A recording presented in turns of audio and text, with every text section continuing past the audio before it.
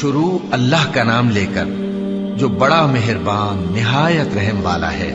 الف لام میم۔ کیا لوگ یہ خیال کیے ہوئے ہیں کہ صرف یہ کہنے سے کہ ہم ایمان لے آئے چھوڑ دیے جائیں گے اور ان کی آزمائش نہیں کی جائے گی؟ اور جو لوگ ان سے پہلے ہو چکے ہیں ہم نے ان کو بھی آزمایا تھا اور ان کو بھی آزمائیں گے، سو اللہ ان کو ضرور معلوم کرے گا جو اپنے ایمان میں سچے ہیں اور ان کو بھی جو جھوٹے ہیں۔ کیا وہ لوگ جو برے کام کرتے ہیں یہ سمجھے ہوئے ہیں کہ یہ ہمارے قابو سے نکل جائیں گے؟ جو فیصلہ یہ کرتے ہیں برا ہے۔ جو شخص اللہ کی ملاقات کی امید رکھتا ہو تو اللہ کا مقرر کیا ہوا وقت ضرور آنے والا ہے، اور وہ سننے والا ہے، جاننے والا ہے۔ اور جو شخص محنت کرتا ہے تو اپنے ہی فائدے کے لیے محنت کرتا ہے، بے شک اللہ تو سارے جہان سے بے نیاز ہے۔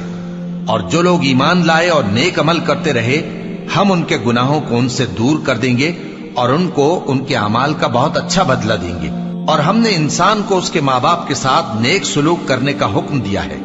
اے مخاطب، اگر تیرے ماں باپ تجھے مجبور کریں کہ تو میرے ساتھ کسی کو شریک بنائے جس کی حقیقت کی تجھے واقفیت نہیں، تو ان کا کہا نہ مانیو۔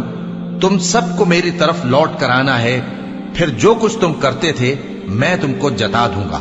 اور جو لوگ ایمان لائے اور نیک عمل کرتے رہے ان کو ہم نیک لوگوں میں داخل کریں گے۔